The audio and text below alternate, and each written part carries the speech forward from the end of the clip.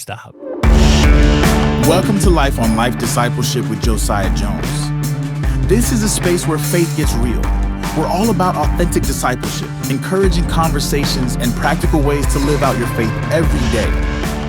No fluff, no cliches, just real talk about following Jesus and building others. Let's do this. All right, what's up, guys? Welcome to another episode of Life on Life podcast here with JD Rogers in the studio. What's up, JD? What's up? How we doing? Happy to be here for round 3. Round 3. Let's go. I'm really excited for this episode. Why? I think it's going to be a really fun one. I'm feeling it's like a low maintenance episode. You know what I mean? Like, You talking about the other two were high maintenance? they were just, I feel like I don't have to be as preachy. They were weighty. Yeah, and I don't have to cry. I'll probably cry actually.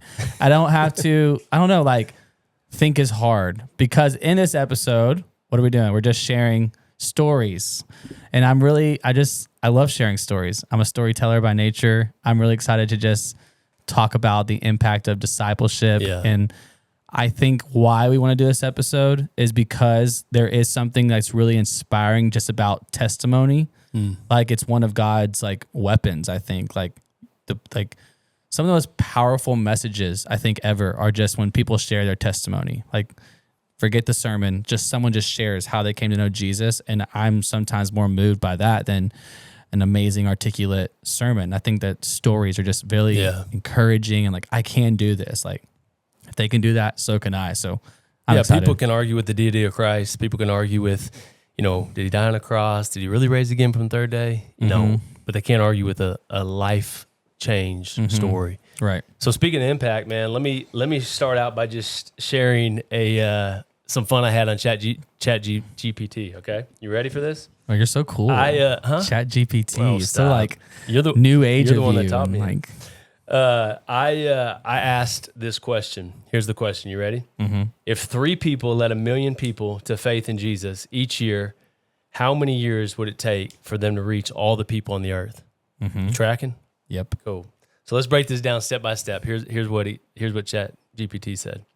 Start with 3 people leading 1 million each to faith in Jesus per year. That means 3 million new believers are added each year.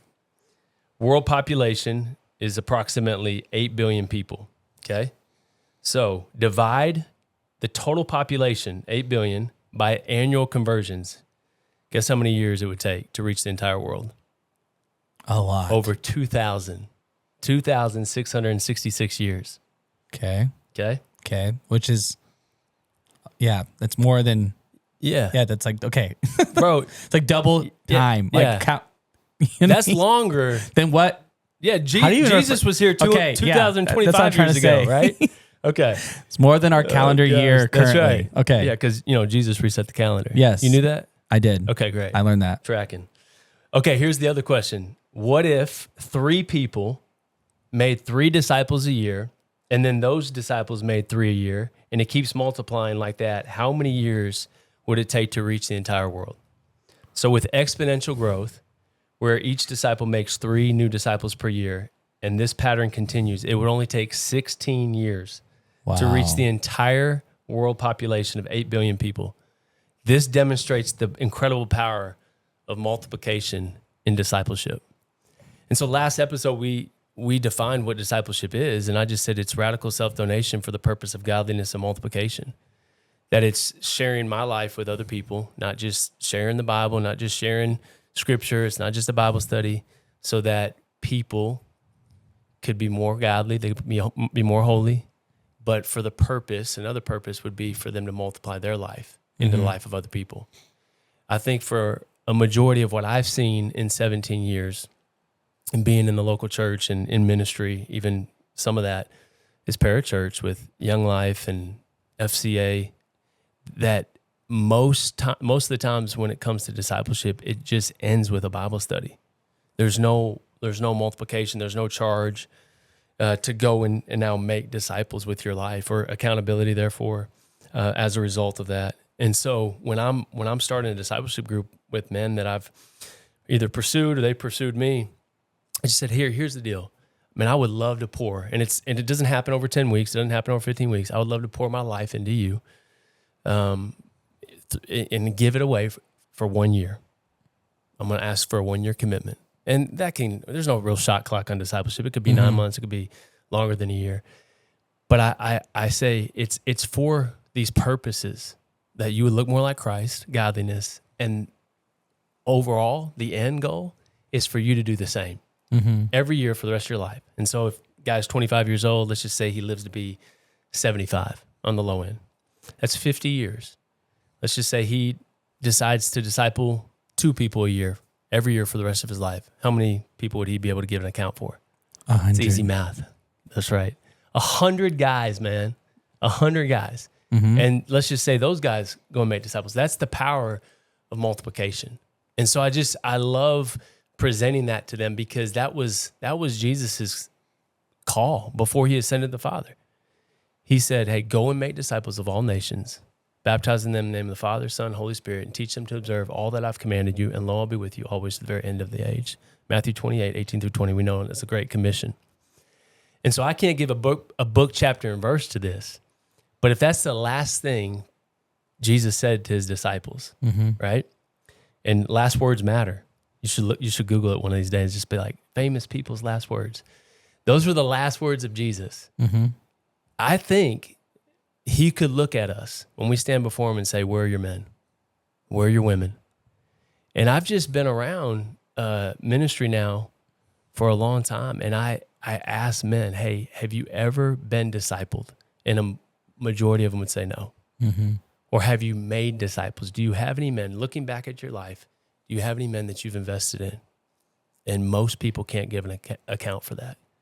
And so why does discipleship matter? It's because it's what I just said through the example of ChatGPT and multiplication, and then just giving people a vision for what it could look like day in and day out in their life. So it's interesting you say that because I feel like you're talking about global impact when you say that. Yeah. Global. Yeah. Okay, so the whole world.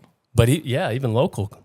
Right. Get I know. more granular. But I feel like right now, if I were to look out and just give an audit through social media of the church's strategy to reach the world, I feel like I don't hear that it's through discipleship and multiplication. I honestly feel like it's through conferences. Like addition.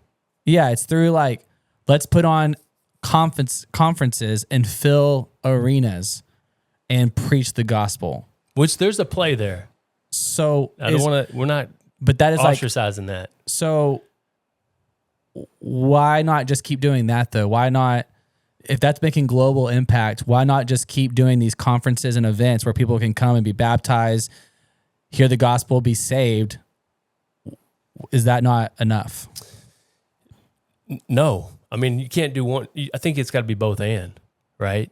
But we got to start building structures. We got to start building discipleship strategies to take the masses, the hundreds or the thousands that are gathering, that are raising their hand. I think God's doing a movement all across the nation. I mean, we're seeing that happen on college campuses and throughout the, churches in America, where he's waking up the church. He's waking up our generations to the gospel. And so without a good discipleship model, I mean, Billy Graham, right? Mm-hmm. Is he relative to your? I know who that is. Okay, I'm just making sure. Relevant, I should say, not relative. Relevant. Yeah, man. He was considered the greatest evangelist outside of maybe Paul and Jesus. I mean, in the early 1970s, my dad came to Christ underneath his revivals, and he led millions, quote unquote, to Christ. Do you know what he said at the end of his life? I do, but tell me. No, you tell me.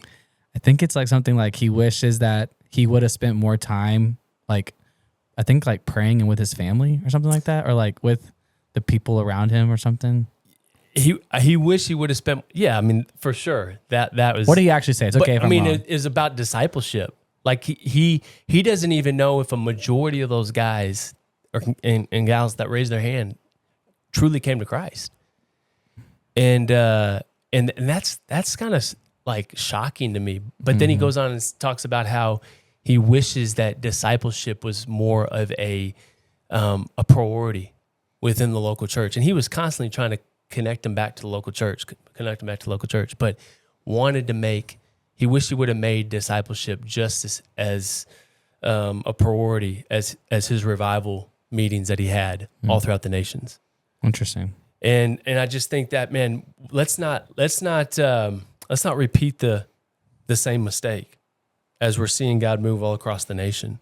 Let's double down and say, what do we need to do today to make room for more of what we're talking about on this podcast? It's almost like it would be awesome as just as much as you're hearing like teams are coming and being baptized and these athletes and these college students and all that. You're almost also hearing like, and maybe it is. Maybe it's just not as publicized, sexy, and like on the news. But it's like teams are going through the Bible together and on their knees praying for each other's prayer requests and like walking together for a year. And like, that would be. I mean, that's awesome. That would be amazing.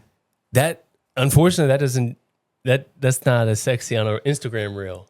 And nothing wrong with what we're seeing across the nation. I want that to be the case. I just pray. My heartbeat is that we would truly double down and make that an equal priority. Yeah. So let's just share stories of God's goodness that we've seen when it has come to discipleship, the movements that we've been a part of in our life. Yeah. Tell me about, the early days of you walking with Christ and what that looked like. So for us, what that looked like, I really came to have an actual relationship with Jesus in college. My dad, being such a man known for his faith, I think I actually became very religious very early, and I was kind of prideful with my faith. I would be like, oh, I don't do those things. I don't pride myself on being like the Christian kid, but deep down I had all these secrets and all this confusion and all this stuff that had never really encountered the real gospel and had a real relationship with Jesus. And I went to the Philippines on a mission trip in college, and I went to the Philippines because that's what, again, Christians do. I only went for show. I went because like I want people to be like, wow, you spent your summers in the overseas, and like posting it on on I was Instagram. Posting like great. I was like a mug. I was Facebook, Facebook. You were in the middle with all the kids around you. Back then, Facebook, Facebook albums, like mission trips. Then there was like subcategories like Philippines, Africa, Mexico. It's like, wow, he's out he's there getting it. But it was all. I hope I can get into heaven because of this. Like it was like performance based. Yeah, and like get out of hell free card, but also like everyone look is awesome. And it was in the Philippines that it was the hardest, most realist trip. They did not play. I went with an organization I'd never heard of. I applied on Google. It was with the Tim Tebow Foundation. Really? Yeah. And it was with his dad's actually organization. And Bob Tebow did not come to play in the Philippines. I'm talking 4 a.m. wake up calls. He would have us get on these mopeds, and a Filipino guy would be driving, and I'd be like drooling on his back asleep, like taking me out to the jungle. And there was one day where he was like, I want you to preach. What they would do is you get in front of all these kids, and it was like their school like rally in the morning. By the way, my luggage didn't make it. So I am wearing the same outfit, which is for me, like, it was terrible. I was like, it was awful. We're same outfit every day. Wasn't good showers. And so I felt so gross. This American boy was just not loving it. And that started to reveal like, there's some stuff in here that's probably not here for the right reason, right? Because I'm like, why am I hating this? Like, I should be loving this. So then they were like, hey, today you could do the song with the hand motions, or you could preach the gospel. And I was like, I definitely want to be like in the dance crew. I don't want to be in like I don't even know if I've ever actually preached the gospel, which is probably a sign that, anyways. Yeah. And so maybe you should have been on that mission trip. Yeah. So but because I was such a good performer, I knew the interview, man. I was like, oh, you want to know John 3:16? And so I get up there in front of as far as the eye could see of kids at the school, and I go to preach the gospel, and I'm just frozen. And you know me. Wait, so you didn't do the performance? I did that at multiple schools, but this one they asked me to do the gospel part. So your first time wasn't preaching at the porch? Well, it wasn't really a sermon. You know what I mean? 3-point message. None of that. It was just like, hey guys, here's the gospel. And then like you do it like Habakkuk, the Romans road kind of thing. But I had never done that. And so I get up there and I am just frozen. And I never am frozen. Usually when I see a crowd, I'm like, you're in. Oh yeah. And then like that was not, it was oh no, big time. Wow. And you could tell like the kids were like, boo, like who is this?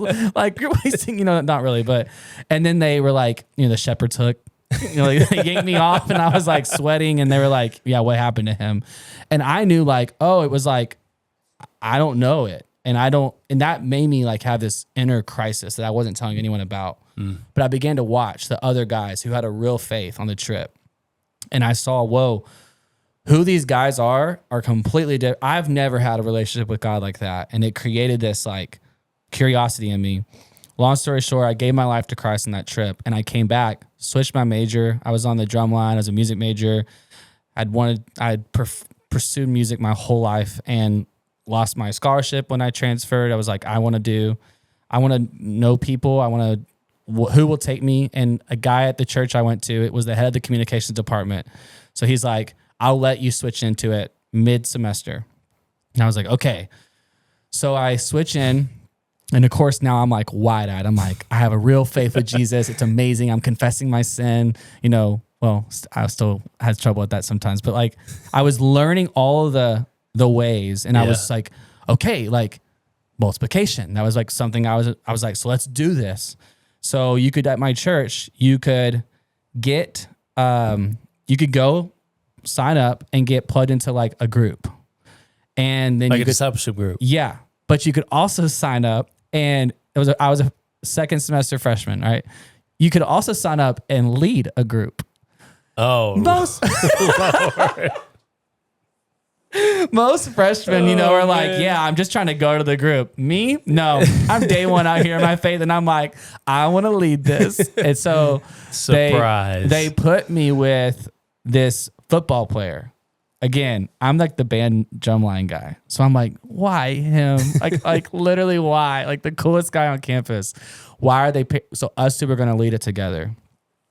So I met him and I'm like, so in my head again, I'm like, oh my gosh, this guy is so cool. Like, why am I paired with him? But quickly saw again, his humility, his real faith. And he went and invited the football team.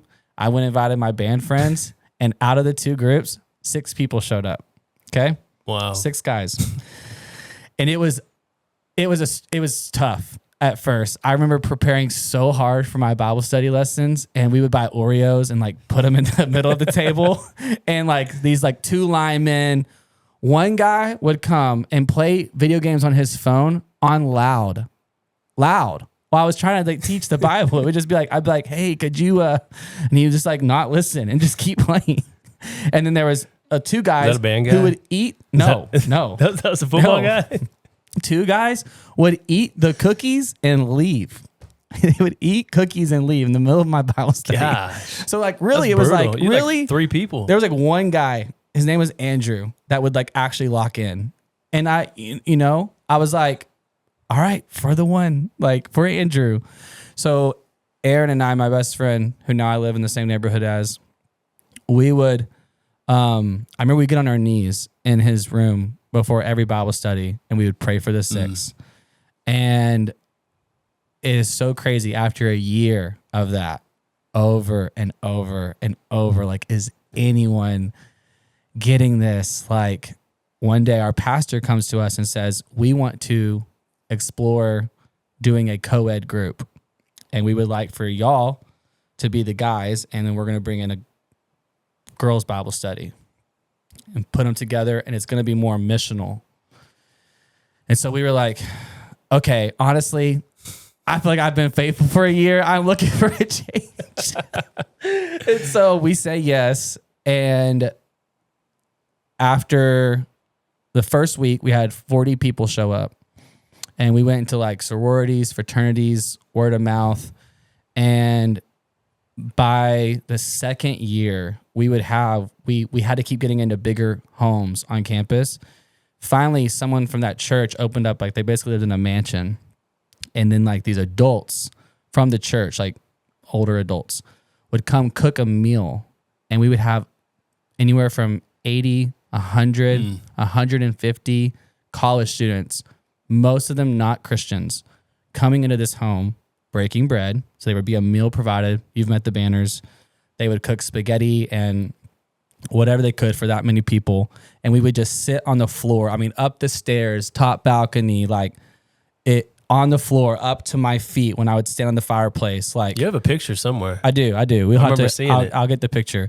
And it was just, I mean, people would have to listen from behind like kitchen walls because they couldn't see, they could just hear. And then we would break into groups. And then after the lesson or testimony, we'd break into groups, go through the word, and then those groups would break into groups. And then throughout the week, guys and girls would meet separate. And it literally turned into like multiplication all across campus. Wow. And it was amazing. And what's so cool about that is that group, years after we left, I got to be a part of a guy coming to faith, one of my best friends. After I graduated, he became the leader of the group.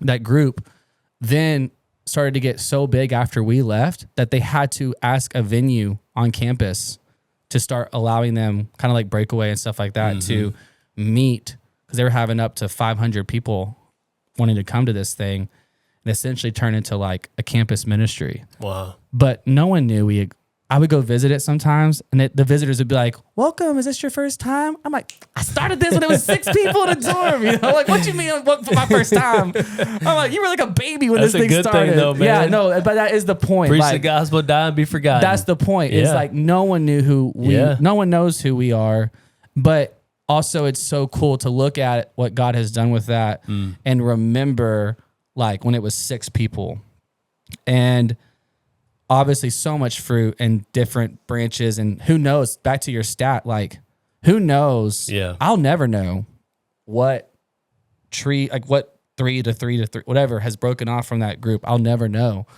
But I'll say I have done a lot of cool ministry things like since then. And I've been in cool rooms or awesome production moments. Nothing, for me personally, nothing has compared to the moments in those homes. Wow. Nothing. Really? I'm not kidding. Genuinely. I mean, you've been a part of Awaken. You've been a part of biggest conferences I've been to, and Breakaway, seen or just college ministry in the nation. Seen it all. Yeah. Nothing felt like I was more alive.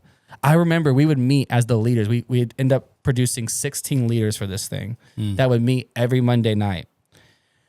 And we would prepare for the Wednesday night gathering in our pastor's home. He would just open up his home. And by the way, the pastor discipled the guys. So it's just funny to think, like, again, just that idea of he poured into the leaders, leaders poured in this group on Wednesday nights, and then we had people who poured into people on that Wednesday night. And it's so true. I would go on, I would make all my classes, the first classes of the day, 2 classes, knock them out. Then I would go get this table that I still go sit at. We go back once a year to our college town. I would sit at this table at a coffee shop called Java Jacks. I wasn't in ministry. None of us were. My best friend would sit at another table. 2 girls would sit at another table. We'd see each other and be like, it's go time. And every hour, a new student who had attended that week or was a part of it would come and meet with us on, basically I'd be like, hey, you have to go. My 3 o'clock's here. Like, it's time for the next one. Like, we would just be on fire, just hearing people's, why'd you come to group? And they'd be like, I'm running to alcohol. I'm partying every week. And it's like, it was just so, and you look over and you'd see girls crying with her. And we'd be like, can you believe this is happening? And it was amazing. And what's so crazy is, like, I think my entire journey in my 20s, if you look at it, what am I doing now? I'm meeting in a home on Thursday night with the leaders from that group. So I think that's the biggest testament I have to, you said, are you serious? If you think about it, everything in my life has pointed back to, like, I just want to get back to that. And that's what we're doing. What I talked about in the first episode. Yeah. What makes what you did at Stephen F. Austin, what you're doing right now in Austin, what makes that different than the Porch, Breakaway? Because those are great ministries. Yeah, it's not that it's better at all. No. Or anything but like what that. makes it different? What makes it maybe more discipleship focused? I think, again, for me personally, when I read Acts 2, I feel like I'm living it when I'm in those moments. And I'm not saying that people in the church don't feel that way too, Right. but I'm like, where it says that they were in their homes, they were praying, they were giving to the poor, they were praying for one another, they were breaking bread, thousands were being added to their number day by day.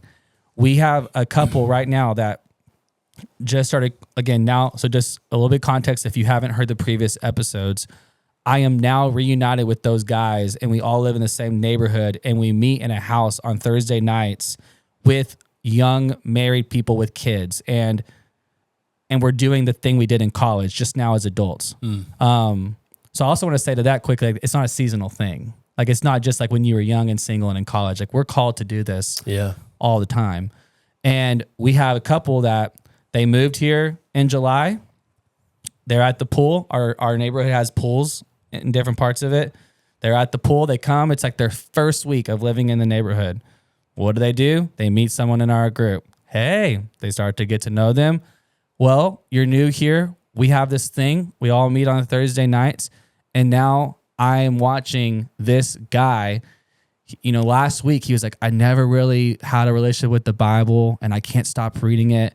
And I'm watching this family's lives be changed just simply from being a part of this. And it's just so, I haven't in a long time zoomed out and thought, oh my gosh, these are the people I did this with over 10 years ago. Yeah. Like, it is so crazy. And I think we're doing it because we remember how alive we feel like this is what we were created to do. Yeah. I think everyone is. Yeah, I agree with that. I think what I love about this, because I'm trying to, you see me trying to double down on, okay, you've been a part of a lot of different big, massive ministries.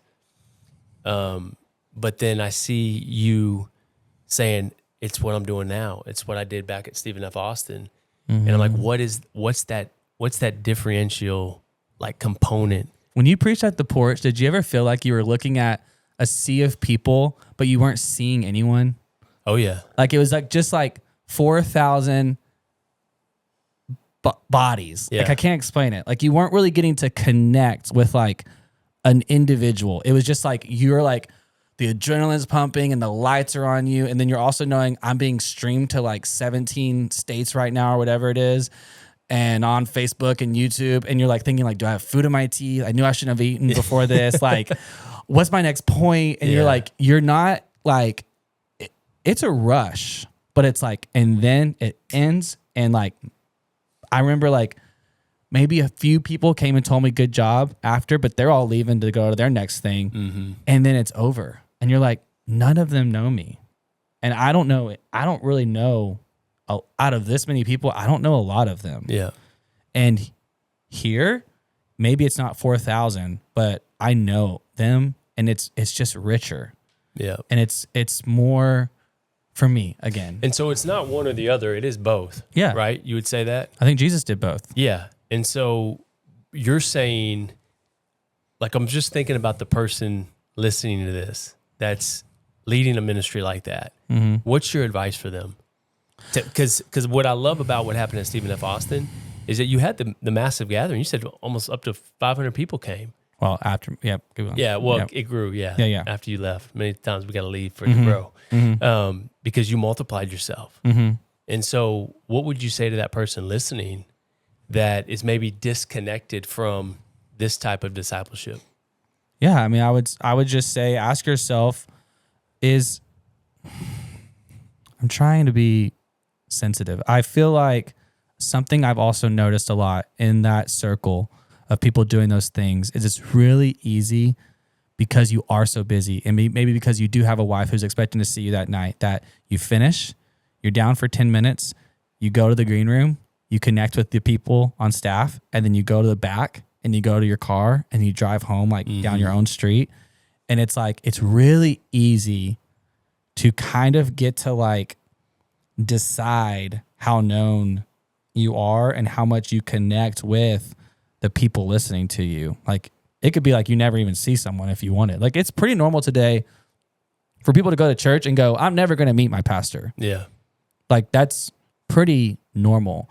And I know there's a reality component of like, that's probably healthy in some ways for the pastor, like with a church that size. But I just had to realize and be honest with myself. I have to know my people. Like I have to feel like I know what's happening in their life and I know what they're going through and I know or who a group needs, of them, right? Yeah. And I know who needs financial help and I know who needs healing and I know I just have to know that for me to feel like I'm personally getting life out of it. Yeah. Or I'll burn out. And you're actually discipling. Yeah. Right? Because you wouldn't call you speaking at the porch discipleship, would you? No. I would say it's like the very edge of like the beginning of that. Right. I would say too, people in ministry, they can almost approach their community as, I don't want to be vulnerable here and I can't be vulnerable here because I don't want their image of the church. Like my problems are all like about where I work and the church and maybe the pastor, like the head pastor. Like for me, I was like, I can't tell my guys are obsessed with the ministry I work for. So I can't like say, this is what's happening in my life. And I would like keep it all to myself. And I remember thinking like everyone here gets to be vulnerable except for me. Because if I was vulnerable, they would like be like, this place is terrible. Yeah. And so I just didn't.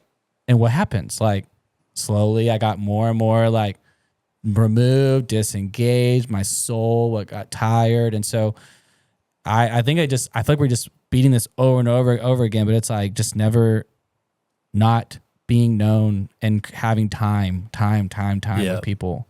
Yeah, and it's known in community. Yeah, with the people that you trust the most. That would be like the Thursday night group, right? Yes. And then in my guys' Bible study. Yeah, I'm assuming that you are saying, guys, we can't just stay in this little holy huddle Christian clique. I know you're bringing new people in, but even that you have to be careful because sometimes you might be threatening the trust of that group to be open about what's going on because there's a new person. Yeah. But you're saying, hey, we want to multiply our life though, outside of this. So what does discipleship look like for you right now? Right now? Yeah. I would say it looks like, for me, I think what this last 3 years of leaving ministry has looked like is I think I was like, a lot of it was to the masses. And then the leftovers were to the few. Mm-hmm. And it's just completely flipped. Like, it's first in my home. And I'm not saying I'm discipling my wife at all. But I do think there's a component of that relationship is top priority. If she's not feeling like she has my time, my affection, my pursuit, if she's feeling like she's lacking something from me, that is my first priority. My second is my daughter and soon to be son. Like Congrats. that, yeah, like that's where it's gonna be focused. It's focused a lot. Like I put Ellery down every night. Eric asked me, what time to be wrapping up? I was like, I would like, I don't know, we're kind of long-winded. I would like to be home in time to put my kid down, especially on a Saturday. Like that's next. And then my group of men, like that's more of that same life on life season. Mm-hmm. And then I would say I'm always looking of God, who have you entrusted me with in the space that I'm already at? Yeah. So that there are people at work that I directly impact their day to day, but why not do that also impacting them spiritually? And I'm saying, let's go get coffee. And I'm asking them, do you have a relationship with God? And what does that look like? And one of my guys, he just got married. So I'm constantly checking in. Like, how's that marriage going? Are you going to church? All that kind of stuff. One of my other guys, he's about to be engaged and he's freaking out. So I'm helping, I'm walking. So it's just looking at kind of like you said about the adding more meetings or whatever. It's like, well, God, where have you already placed me? Yeah. Adding more men to your meetings, not just adding more meetings to your week. Yeah. Where have you already placed me and where have you already given me influence? And it used to look like a lot of people. And now it's like, I share an office with a few. Yeah. But that's my people. And that's where I care about. And I'm not saying I'm some like spiritual guru leader to them. But I am very intentional with them and their development and as men. Yeah. And so that's probably what it looks like for me right now. So wherever you find yourself, right? If you're leading a church of thousands or a ministry of hundreds or a smaller, flock of people, keep going, right? Keep being faithful to what God's entrusted you with. But what I hear you and I saying, you got to find the few that you can invest your life into, you know? And for me, you know, I used to have a stage just like you did at the porch where we got to preach multiple times a year. But I always found the 3 or 4 men that had never been discipled. And I just said, hey, I would love to call you into this type of relationship where you're going to have access to me and I'm going to have access to, like, you get all of me, but I get all of you. And what that looks like is for me today, and it's looked like this for, I guess, 10 years. I started doing it when I got into young adult ministry.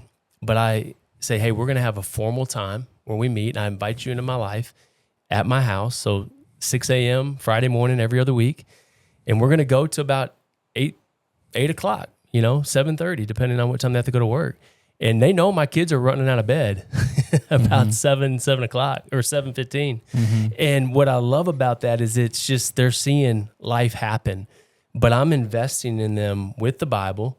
Maybe it's a book study of some kind, where we're going through, finances or going through relationships. A lot of them are dating, looking to get married, but we're talking about the things of God. And I'm making sure that they have an understanding of doctrine and theology and who God is.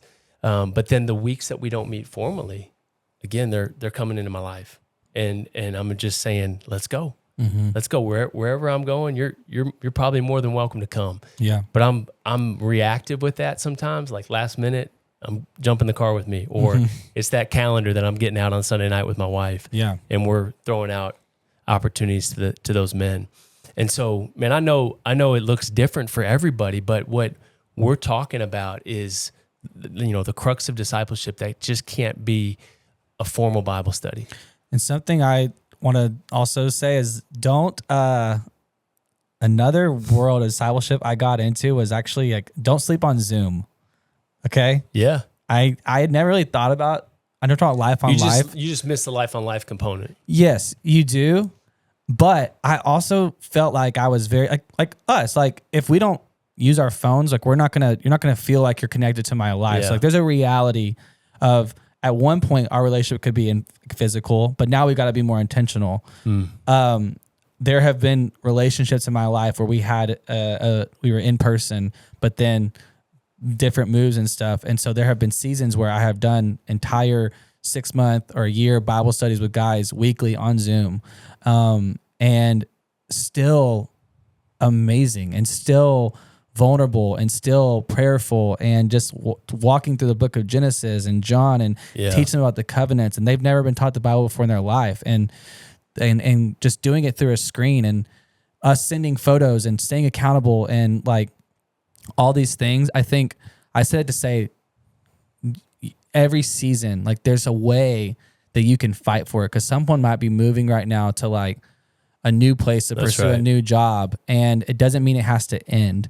And that was me for a while. I don't know if you remember that, but I would be like, I've got my Zoom Bible study tonight, and it was because I had made the decision like I can never get to a place, even though I'm living in a town where I don't really know many people in that season. That's how it was. I was like, I still got to keep doing this, because like this makes me such a better man in every other facet of my life. Like watching these guys come alive to God's word for the first time and memorizing scripture and being vulnerable. It impacted everything else in the week. And so that's another thing I would just encourage people to do is like make an effort to make it work. No matter what. Yeah, I agree. You can't detach yourself from what we're talking about here. Once you do, then you've lost your heart in the ministry. I mean, I've been there where it's been about the X's and O's and not really the people. Yeah. So even if you're leading a ministry like we did at the porch, I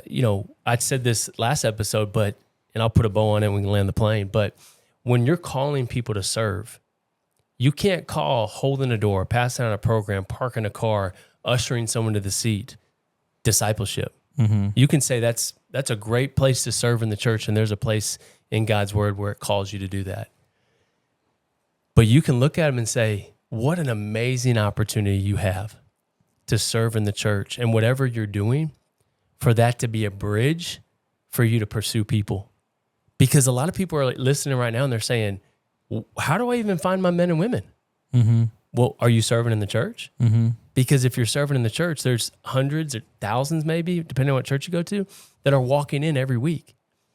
And you're serving, hopefully, in some capacity. Yeah.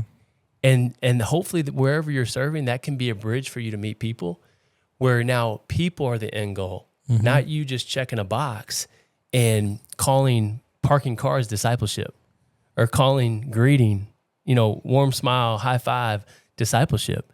But now saying, how can I pursue that person that's walking in individually, intentionally, and grabbing coffee with them or a meal and getting to know their story. And before you know it, man, you got chemistry. They got high character, and now they're ready to make a commitment to you.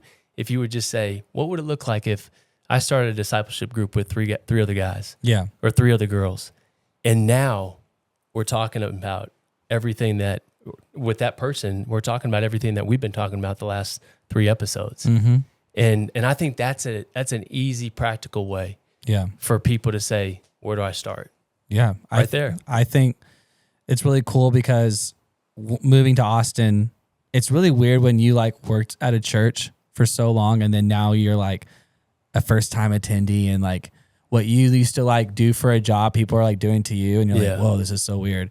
And they're wanting me to get plugged in, or inviting me to connect group and all these things. Of course they are. Yeah. They're like, scan the QR code, and you're like, all right, I'm doing this, I'm doing the thing. And me and my wife, we've been going to this church, and it's I have my friend group, but we go to a different church than most of them. And so I've had to kind of start. I could have I think a lot of guys too, they might get a little comfortable with their bros, and it lacks that intentionality of what we're talking about. And also maybe you're all mature in Christ, so it's but I'm still I'm in relationship, I'm in community.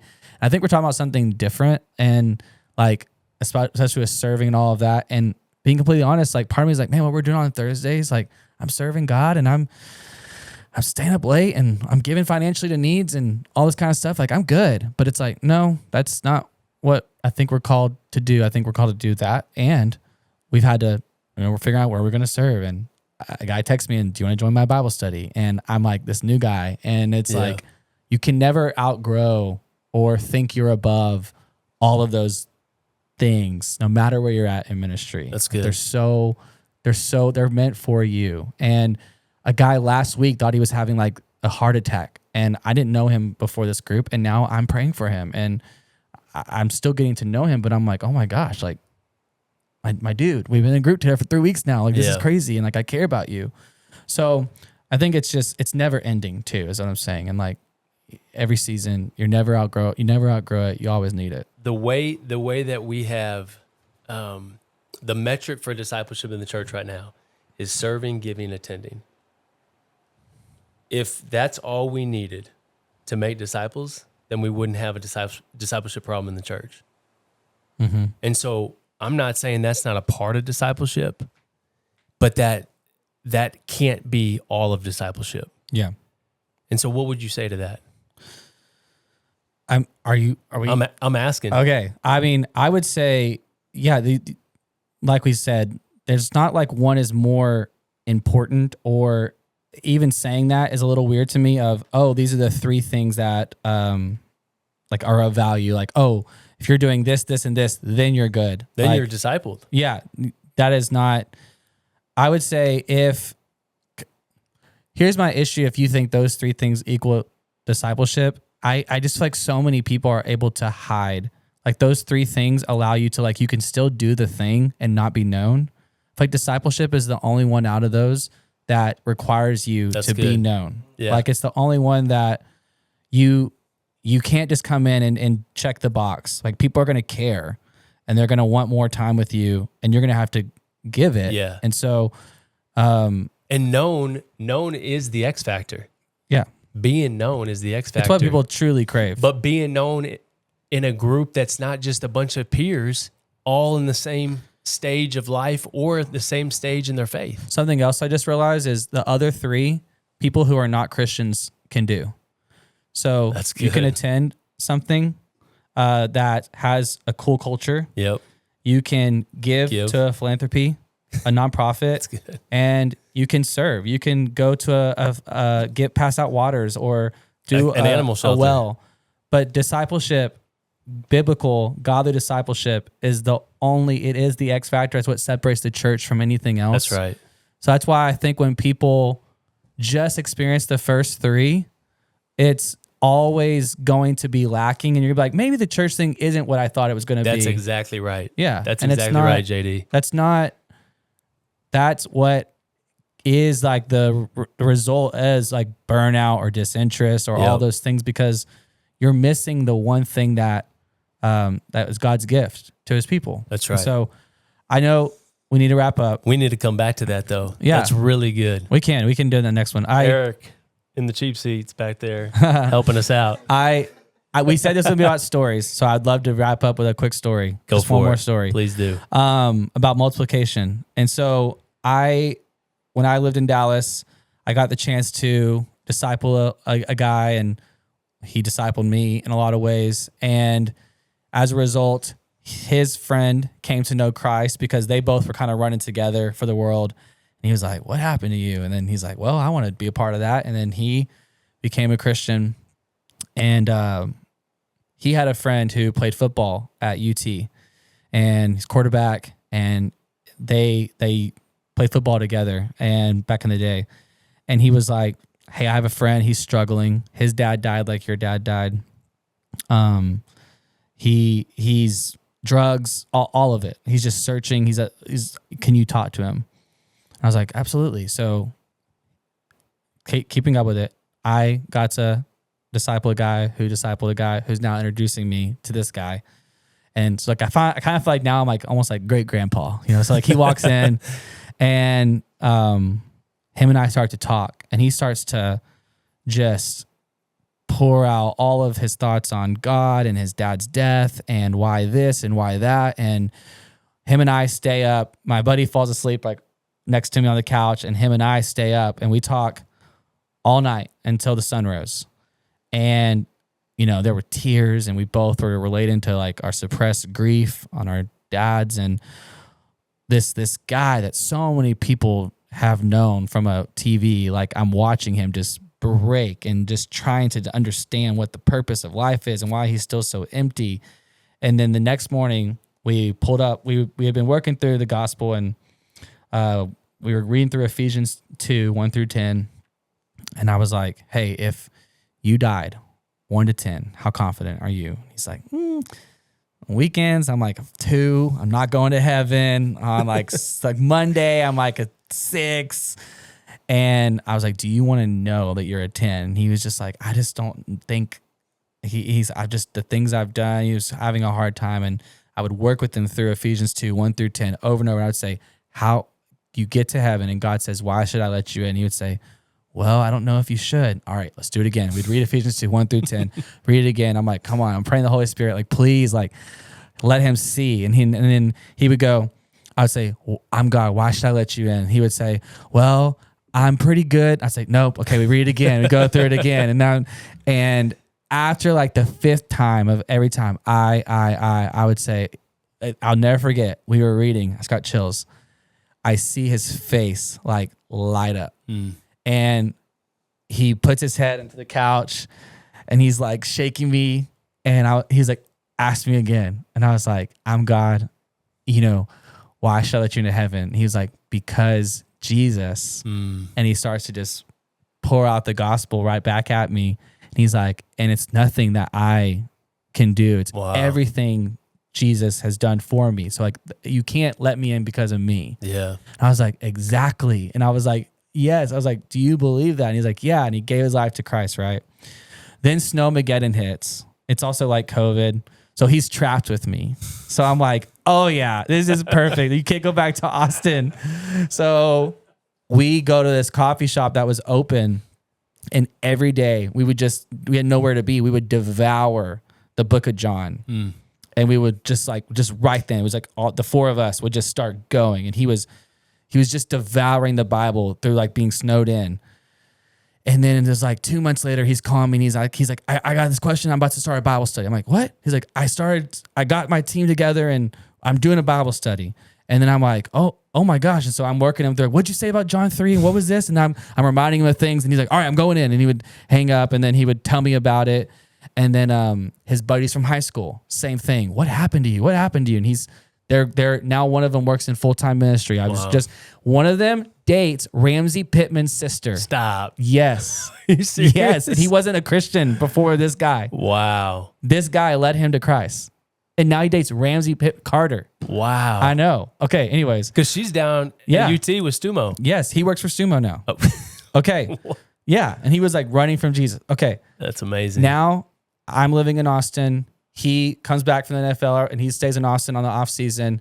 And this has been years now. And I got to sit front row and he got invited to speak at the Austin Country Club. And there's 400 elite businessmen, like the top dogs, all in suits. And he is up there and he is just laying the hammer down, like preaching the gospel. I mean, they kept trying to toss him up like football questions. And he's like, boom, that's not mine. And he's just like going on identity. And I'm like, he's talking about being in drugs and all this stuff. And I just had this moment of like, oh my gosh, this is like 3 years of relationship, of Milo that we talked about episode 1. Mm-hmm. He drove to me and said, tell me everything. And he was there. And he's like, I'm not leaving. I'm not, he was a reminder for me. And he's never left, faithful through all of that. And it's just so, I love sharing these stories because I'm like, this is proof. This is the power of discipleship. Right here. It's proof that it's, and there's nothing better. Yeah. And so again, I feel like sometimes old JD would have thought, oh, if I share these, do people think I'm like, kind of like, give myself whatever? I'm like, that's whatever. That's the woman at the well realized who Jesus was, immediately ran and told. And then everyone got to encounter Jesus for themselves. So my hope for this episode, these stories as we wrap up is if one person hears this and goes, okay, I'm going to try. I'm going to go ask someone to start meeting. I'm going to ask someone to get into a discipleship relationship. It's a win for me. Amen. That's a wrap, baby. Hey, this is the power of discipleship multiplication. And here's what I would say. If your heart gets detached from discipleship, then your heart's going to get detached from ministry. Mm-hmm. And we want to help people come back to the ministry. And as they come back to the ministry, they got to find their first love. It's Jesus. And this is his number one call on our life before he ascended to the Father. So that's a wrap, bro. Thank you so much for sharing that. Hey, thanks for being on Life podcast, episode 3. We out. Thanks for joining us for this episode of Life on Life. If this spoke to you, don't keep it to yourself. Share it, tag a friend, and keep the conversation going. Discipleship isn't a program, it's a lifestyle. So go live it out, love people well, and let's make Jesus known.